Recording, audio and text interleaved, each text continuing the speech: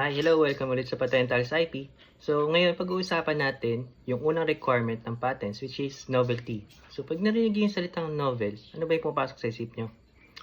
By definition, ibig sabihin lang naman nun ay bago. So, kung novel ang invention, bago. Wala siyang katulad. Pero, teka lang, bakit kung may patent ang cellphone, which is actually yung ginagamit ko ngayon para mag-record ng video, bakit maraming klase ng cellphone na lumalabas sa market? Kasi, iba yung definition ng novelty pagdating sa patents. So, basahin natin yung definition ng novelty sa IP code. So, an invention shall not be considered new if it forms part of the prior art. So, ano yung sabihin naman ng prior art? Di ba dapat pag nagde-define tayo ng isang word, hindi tayo gumagamit ng word na hindi rin na-define. So, ang prior art naman, ibig sabihin lang naman nun, lahat ng publicly available, mapa scientific paper, mapa news article, mapa video, mapa picture, ganun. Basta nag-google, prior art yan. And additionally, kasama dyan yung mga nauna pang patent application o granted patent. Pero bakit ganun? Sabihin nun, kapag may isang patent na na-publish, wala nang susunod na patent pa rin. Kasi, masisira yung kanyang novelty eh. May nauna na eh.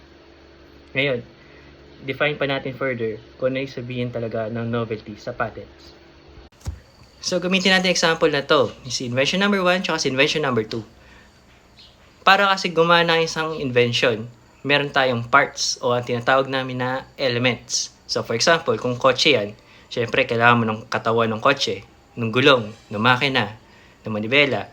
So, yun yung mga tinatawag namin na elements. So, ngayon, sa invention number 1, merong 5 elements na A, B, C, D, and E.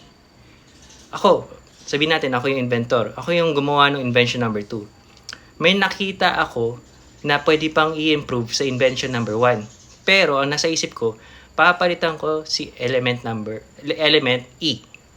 So ngayon, ang aking elements ay magiging A, B, C, D, and G. Diyan umiikot ngayon yung patenting system. Hindi lang kaya ako nabanggit sa ibang video na hindi kailangan na groundbreaking ang inventions or patents.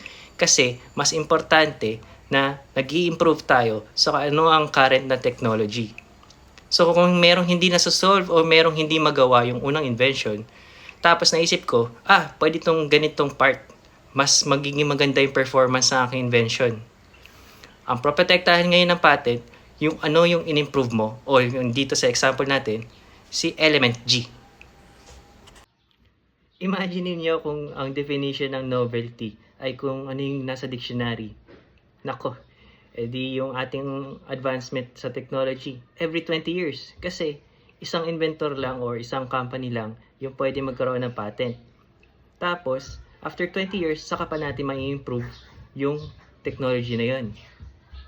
Hindi naman yun yung plano or hindi yun yung intention ng patent. Gusto ng patent na mag-move forward yung technological advancement natin as a race. So, now you know. Thank you and stay tuned sa sunod kong video. Bye!